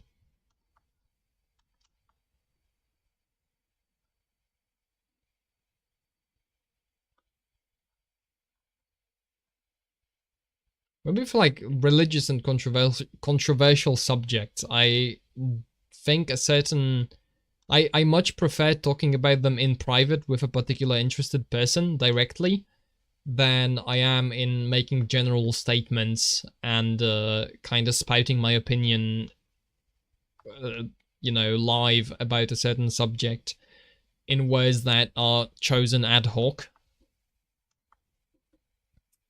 Because part of it is probably that I'd like to talk to people about certain things a lot of the time, and I wouldn't like to spoil it by just, oh, like this guy spouted a controversial opinion in his stream at some point, and then therefore, I don't want to talk to him ever.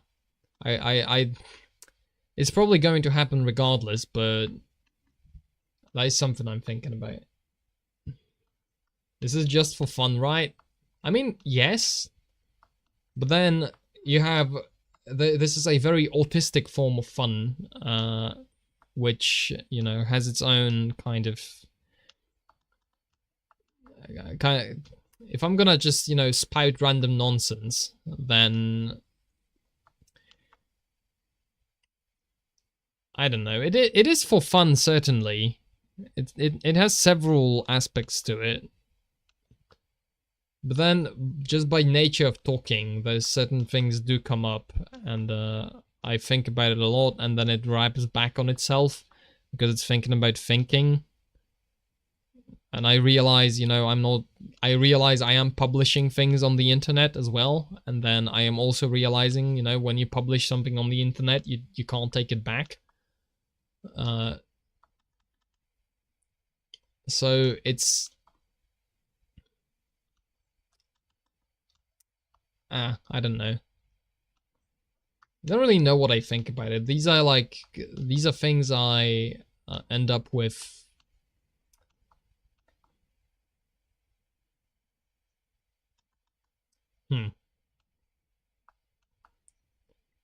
But a part of it is that it's a very alien and new idea that you can have a guy somewhere in a random part of the world just sharing whatever his thoughts are and broadcasting that all over the place to like different countries and different things. And also there's now a permanent record of it that you probably will not be able to ever delete. So that makes me in general very careful about things that only increases with time, where I want to be more careful and more precise about the things I say, because I realize because I realize that's the aspect, that's an aspect to it, and you can't separate it from the technology, because just by virtue of it being digital, even if I wasn't saving a replay of the stream or whatever, at any time there can be someone recording it and saving a copy that way, and I can't really stop it. And I also don't want to, because, you know, if it happened, it happened. I'll deal with the consequences, I suppose.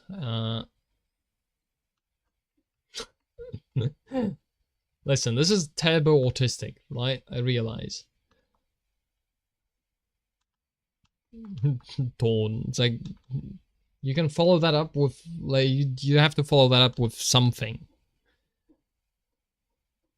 You can say it's not that deep. I will probably not understand because autisms, but you have just over double-digit views. It doesn't really matter. It doesn't really matter because it is attached to, you know, to the online alias I have, and it could very easily in the future be attached to me. And you know, I'm thinking about these things because I think it's an aspect, and it's something that is there to be taken into account if you are going to be interacting with these things, because it does have consequences. Like, it's not streaming onto a platform on the internet is not the same as having a conversation in private, regardless of if it's just for fun or whether or not it is just for fun. It is a different different beast.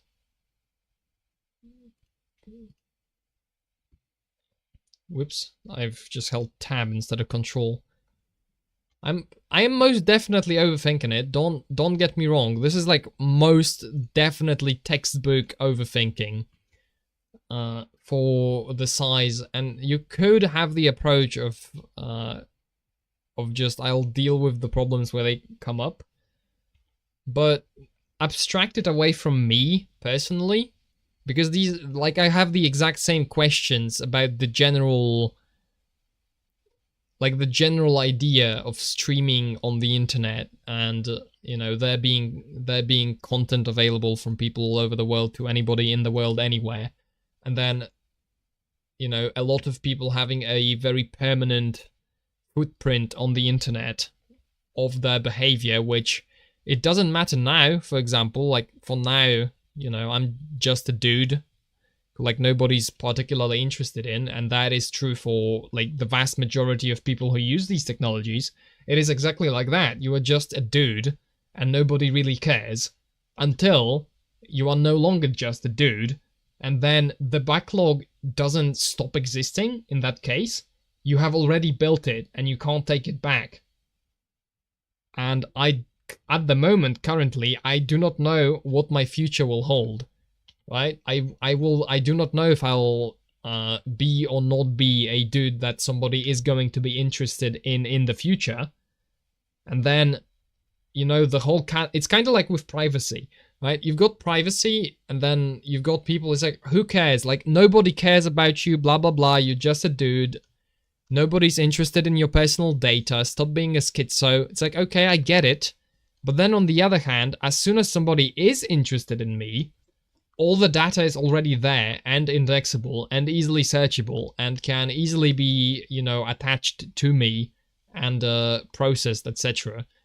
So it is not just a matter of, like, if you think about something like this, where it's like, you know, understand permanent consequences, right? Permanent consequences, like, oh, this is just a stream, or this is just something you are saying. There's a lot of different things that, like, the idea of permanent consequences is really weird for something as simple as this, right? You would, like, as simple as just stating something on the internet, and the idea that you could have, like, consequences lasting down the line of it, years of decades down the line. It's bizarre as a concept, and it's new. But then, like, you have to grapple with it somehow, right? It's like, once again, yeah, autistic, blah blah blah, blah blah blah. Call me a pussy about it, that's fine. I understand.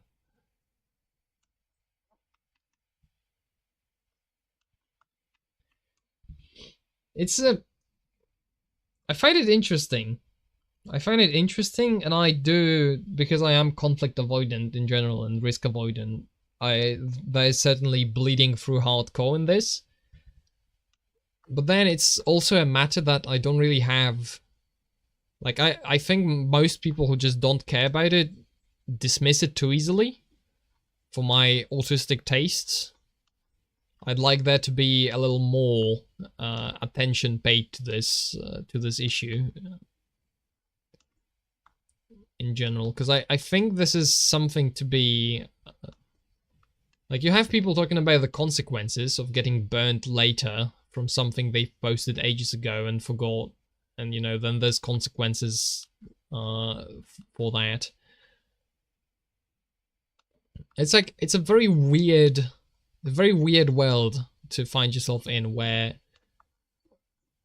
these are issues you even think about, because you specifically have to, like, the technology for this simply didn't exist before. Like, you wouldn't have a, like, even before, like, before the internet and before computers and before mass data processing on the levels we are actually capable of now, this is not an issue at all, because it's just impossible. You will not be able to keep track of, to keep the data about several, like, million or billions of people. You will be able to collect, if somebody becomes a person of interest, you can collect data on them from that point, but you will not, you know, it's not like you have a Google account, and now congratulations, like, anybody that wants, is sufficiently interested in information about you can just go to the Google account, pull data from it, and then have a record of where you were, what your interests were, what you were searching for, all that attached to, like, a list, like AI scripted list of everything they've ever said, and that you can use against them. I wonder if that, over time is going to produce a backlash to it, where people will just over time not care as much about what somebody said and what somebody, at any point has put out there. Maybe as a reaction to a world like that, because currently this is an incredibly powerful tool. If you wanna, deal with somebody, this is like paranoid, schizophrenic level of thinking. Certainly, like I realize, probably, should I be going this level of autism? Maybe, maybe not. Don't do things that are controversial in the age of the internet. You might at some point suffer consequences or something. Sure, fine. Yeah, that's exactly what I said. Grow a pair of balls. I don't know. I don't know how big of a joke that statement is and how much of it is correct, because there's certainly an amount of that applies to me and is accurate. And then there's also the amount of that. It's like, I guess if somebody is just not willing to look past that history and talk anyway, then it doesn't matter because they'll never be convinced anyway. But then, on the other hand, going out of your way to be controversial and push certain things, it's like that gets tiresome to me as well. It's like I'm just not very interested in going for very hardline things. And maybe that is just a lack of a pair of balls, fair enough. But I'm frankly pretty tired of everything being like everyone has their hot take and everybody's stating hardline opinions all the time, and then you have a second group of people who are just fighting back on those opinions, and it's a whole mess. And I've completely dropped out of interest with that. And I'm effectively, what I'm trying to find is I'm trying to find a way to be able to talk about things and then not have them turn into all of that nonsense. Making affirmative statements about controversial topics is not equal to going out of your way to be controversial. I mean, is it not though? Like, affirmative statements, sure. I guess this is just showing the kind of culture I generally grew up with. Like, I guess it's not. Like, it's not going out of your way to be controversial if you just have an opinion. It's like, I just think this. It's like, is it, if it's controversial to think this, then I haven't gone out of my way to be controversial. I just think something that is controversial. This is like two different things. It isn't. Holding an opinion on the divinity of Christ doesn't make you Nick Fuentes. Fair enough. Fair enough. What other people decide to be offended by doesn't make you being correct controversial by default. I think that's an argument for why you should not care about being controversial more than it is an argument about it being controversial or not. Because controversial is just whether... Controversial is kind of decided by what people do and don't take offense to. But then,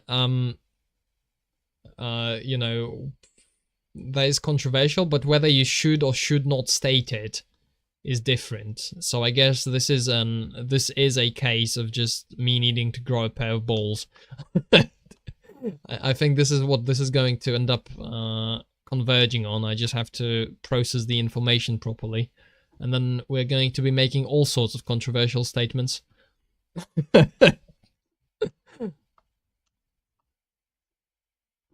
I don't know. This is probably a part of the naivety I was talking about before. It's like, it's not this... Avoiding controversial statements isn't what good faith discussion is all about. A good faith is willing to be considerate to the other team. And I guess this might just come from being overexposed to people who completely emotionally inept and can't detach from an issue at hand emotionally, so they just have a spag out effectively when you bring up something controversial. And so I'm trying to overcompensate for that where I shouldn't be. This is effectively an abstraction of you can't make a rule dishonest people will follow. Yeah, fair enough. By that definition, everything is controversial, everything is offensive, and it's your job to point it all out. I mean, I suppose this is a matter of offense is taken, not given. So yes, I guess if that's your attitude, if that is your attitude, then you would have like a reference level of like, is this offensive in reference to what? It's like, it's not offensive in reference to how everybody's been talking about it for like 200 years, but it's certainly very offensive in the context of current year. You know, those sorts of things. But there's also a degree of being careful with definitive statements that I would like to keep. Like not, which is just, I think, common sense, where you don't want to be making, if you are not sure, then if I'm not sure, I genuinely want to say that I'm not sure. Because there's things I am just not sure about. So that is also something to take into consideration. This is too dark now. And this brown is oversaturated as well. It's a fairly difficult, it's a fairly difficult process to solve for me. Walking through your life trying to account for emotional children is exhausting. No kidding. But there's certainly a lot of those. You catch my drift. It's like, it is, I agree, it is exhausting, but then it's also a matter of how do you get people out of that state? Hello, father, I finally found you. Hello. Welcome to the stream where I learned to grow a pair of balls. Cultivating pair of balls, the stream. Thing exists, some people don't like thing and say it's different than what it is with no supporting argument, it's not controversy. It's just the BTA vote. It's not just about like one person, because this is a general trend I've absolutely seen in a lot of different people.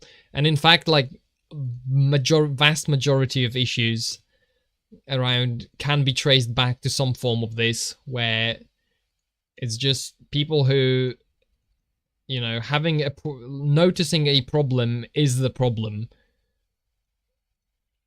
And that type beat. Very annoying. Annoying to deal with. Counterproductive and tiresome. Thank you for the autism. Yeah, no problem. It's what I'll be here all night. That's false. Don't quote that. No, this should be darkened, but that second one doesn't have to be. All right, this is a bunch of additional clutter in the image. I think that's an improvement. Let's bring in the referee. Please tell me more about how Christ is your least favorite member of the Trinity. Sorry, I don't autism that way. Although, hold on, I gotta enable these layers. I'm not getting into that autism because I frankly do not know enough. Like, I don't know enough about it to autism properly. So, unlucky. One of those Polish Jews. I don't know what you mean by that. I have no idea. Okay, bring in this. This is like very green now. I mean, it was always green, but this is a copy of this layer, that's why. Can I operate in this layer while it's invisible, or am I not allowed to? Am I allowed to? No, I'm not. Cannot apply filter to locked layer. Screw you. Polish Jew sounds very sus type beat. What a sentence. It's just fantastic. Typical Polish Jewishness. What have I done? God the Father represents your dad, the Holy Spirit represents your mum. Sure. Whatever that means. Whatever that means, sure. Correctly. Christ represents siblings. Sure. I guess. Is not terminology I'm gonna be familiar with. Also, I just realized this is behind that for some reason. I don't think it should be, although it's probably behind that for this. Maybe I should just duplicate the layer. Or maybe not. Maybe this is like good.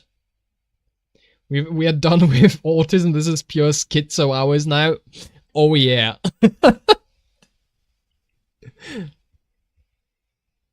Therefore, your least favorite member of the Trinity is Christ because you can't win arguments with your sister. Absolutely, yes. This is correct.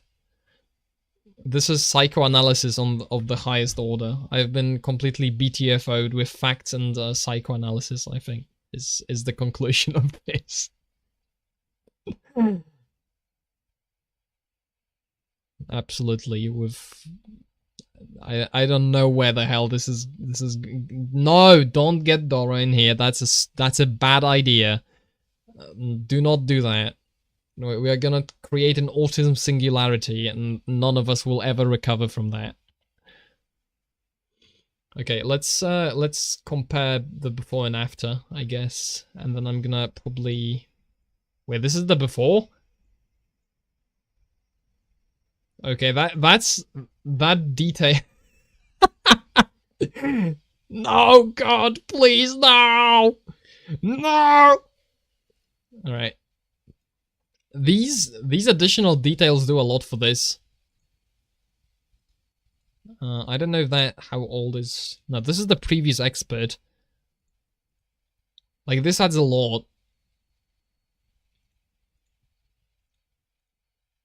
All the like little bits. Haven't changed the atmosphere all that much. The general atmosphere is similar, but the like amount of detail I think adds to it fairly a fair bit. No more potato. I mean, now it's a complex potato. We've increased the complexity of the potato, and now it's more complicated. So, I do spot the rock butt. Shut up. Where? What do you mean? This is this is pure just me falling for trolling, but it's funny, so I'll engage with it. Right. There's gonna be I want to add a little bit more detail to it too, but crumbled hut roof. This? What kind of butt? What? I'm not gonna... No, we are not going there. We are not thinking about that. Stop. Roasted smashed potato pan fried in olive oil. Sounds pretty tasty. Have you tried blurring the entire screen? No, what a great idea. Hold on. We're gonna... Can I even do that? Can I apply a filter to the entire... I can apply a filter to this, I think. I can add a clone layer. And then filter, blur. No, I can't. I'd have to add a filter layer. And then we go to blur. And then Gaussian motion blur. That's right. We're gonna make the entire image fast. Look, motion blur. You feeling me? Hold on, this is not quite harsh enough. Yeah, there we go. Now we are doing you don't have your glasses type beat. This is what we are doing. Oh yeah. Oh, this is so good. Actually,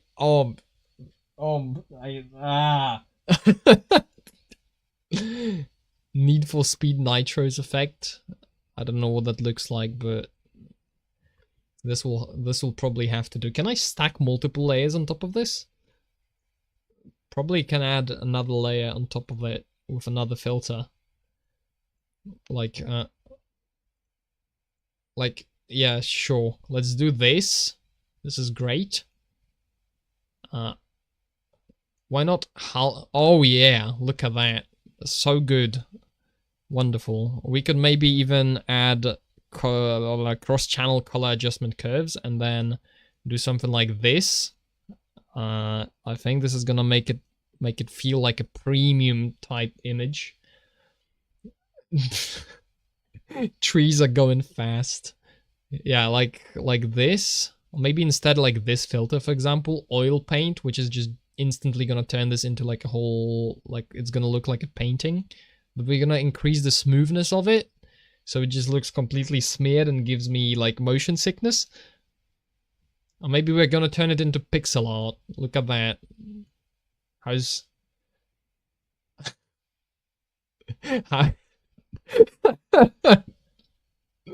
I'm getting acid flashbacks and I've never done acid.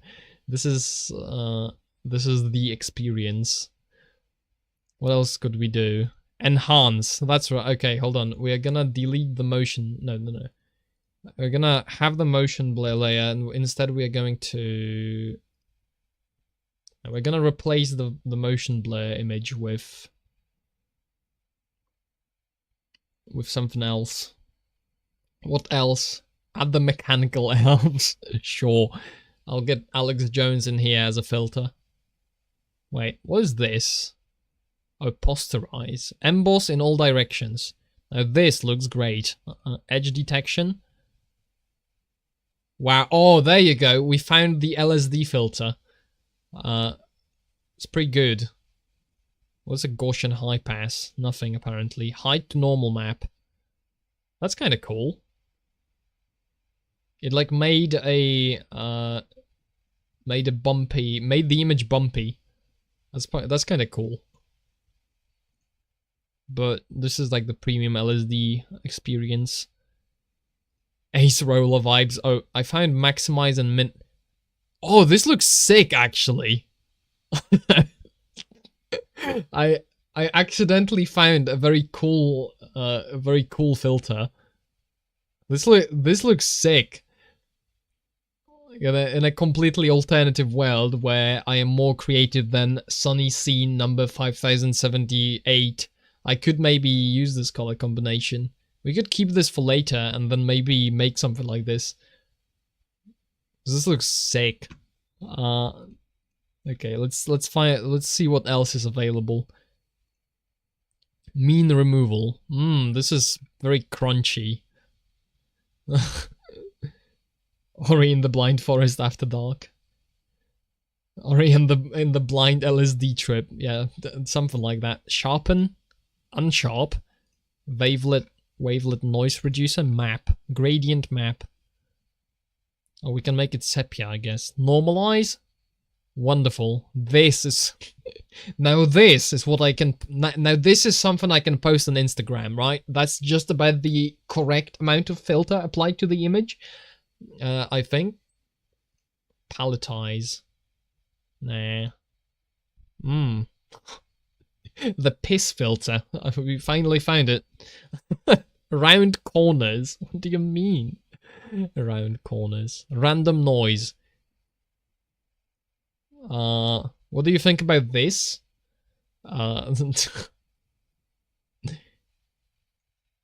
This is gonna destroy, like, if I exported this with like this noise, this would absolutely kill the PNG compression, but I kind of like the texture it gives the image. Gerati. This kind of makes this look like an analog photo. I kind of like this texture. It makes it look like it's kind of on paper with this noise. Like it makes it kind of desaturated the colors a little bit with the overlay, but this is kind of sick also. We can like reduce the amount of or increase the amount of noise and then, you know, change the opacity so it's like a subtle effect on top of the image. That's kind of cool. It's got the parchment texture. Hold on, I'm gonna look at what a parchment is. Parchment, let's see. Parchment, a stiff, flat, thin material made from the prepared skin of an animal, usually a sheep or a goat, and used as a durable writing surface. Sure. The ink is unevenly absorbed. Yeah, something like that. Although this is probably way too digital in terms of noise. It could probably use just an actual texture of like actual parchment or like hard, like kind of bumpy paper. This is kind of for random pick. What could random pick mean? Like this doesn't seem. Wait, it's doing something. What is this changing? Nothing? Oh, you can like have a frosted glass kind of effect on top of the entire image. That's awesome. Wave. Oh yeah, dude, this. We found it. We can make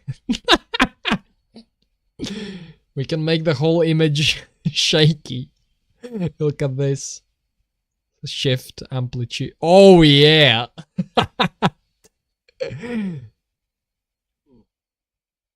Graphics can't please kill me.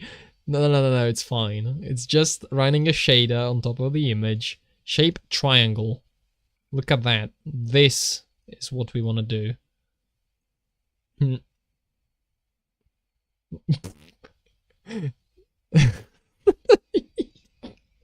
This is... Wow, you're so skilled. How did you make this? You know, this is why you shouldn't hand a man a filter layer at like near midnight. Because then you have this happen, and this shouldn't be as funny as it is to me. Wow. Whoa. Because this is hilarious. I don't care what you say. This is exactly what this is exactly what computer graphics were made to do. This was a great idea. Okay, what else can I do? This is like actual normal stuff. What does burn do? Burn just makes the entire image look kind of cool. Mode shadows. Like you can actually play with the entire tone of the thing like this. Get like saturated, I guess, and like darken certain things, or like introduce more contrast.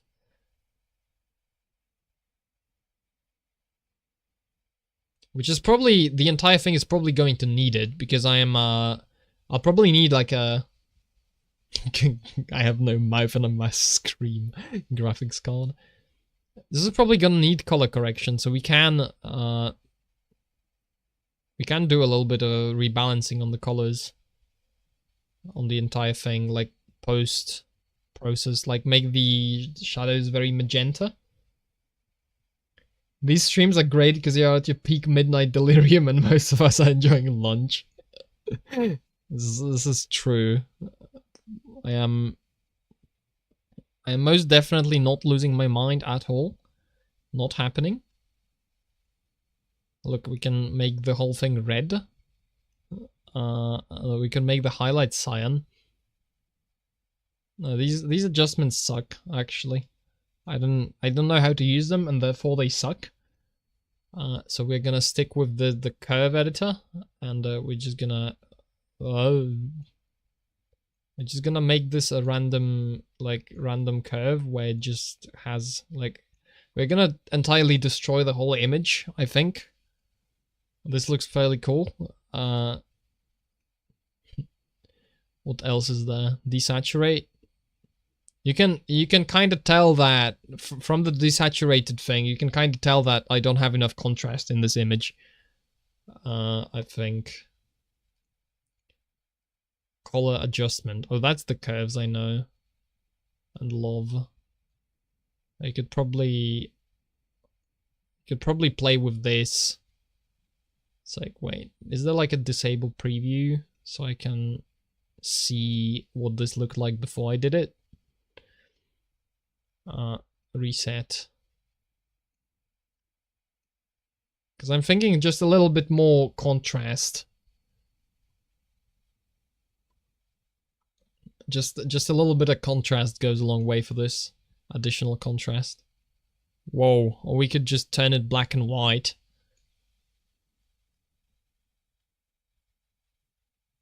This is also cool. This is also really cool. Like, you can't see what is happening in the image at all, but it's kind of cool. I should definitely go to bed. There you go. We could make it like, we could adjust the balance of it. I'm probably gonna do something with it, like some kind of adjustments. Most likely this kind of thing where I just I bump the contrast and saturation a little bit on the whole thing, because I tend to undersaturate and under contrast my things. That's a shirt. Maybe we just slap dots on the entire image and we are good. Like you know, like this.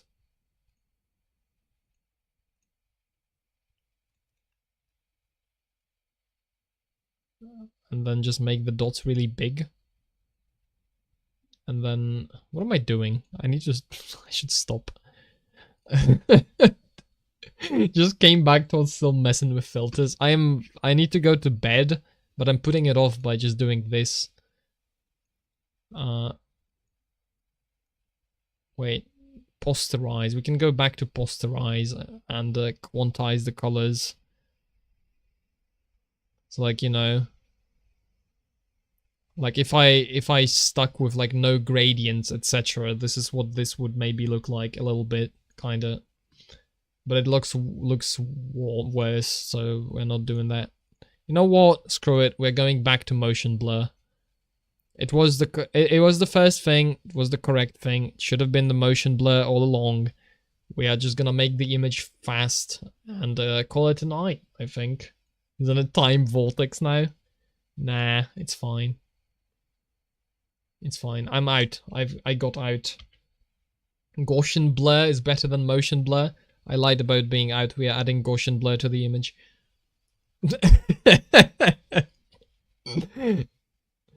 We've not done Gaussian blur yet. That's fine. We can Gaussian blur. There you go. And then we like blur it. Somebody probably forgot his glasses, and this is what we ended up with. The entire image is just completely busted. We could also have lens blur, which is what I have on the foreground. But we could make the entire image lens blurred. Does it make any sense? No, but we could. How can I get myself a cat girl? So first you want to probably learn how to tie a noose. 1 or 2? 1, 2? The only thing 1, 2 reminds me of is the only thing 1, 2 reminds me of is 1 to Oatmeal, which is an absolute banger of a song.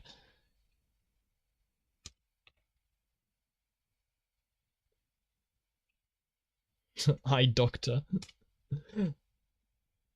I fixed it. I found the glasses, guys. It's fine. We can now look at the stream like normal. I really need... You guys have eyes? No. No, I don't. I'm thinking this... I'd like some leaves on this tree, because it's kind of like bare at the moment. Maybe something will happen with it, where I like add something. Or like maybe it's just these branches are too thin. Only in the back of my head. You should probably get that checked. That sounds like an unnatural place for eyes to grow. You might want to consult like an eye rearrange doctor that would like put them back to the proper correct place. Consider that. This is not financial advice. I am not a lawyer, etc. But consider it. Alright, I really desperately need to go to bed. This is okay. This is the absolute state of this. Optometrist is the word. Thank you. Go to the optometrist, get your eyes rearranged. Okay, this stream was more autistic than usual, but you know what? Maybe next time I'll come equipped with a pair of balls and then it's gonna be better. We'll find out. Maybe I'll just make controversial statements all the time, such as you should have glasses at all times.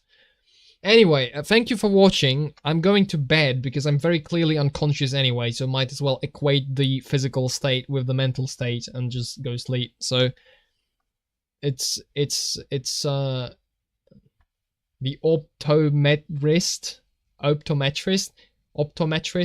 I don't know, screw you, explode, something like that.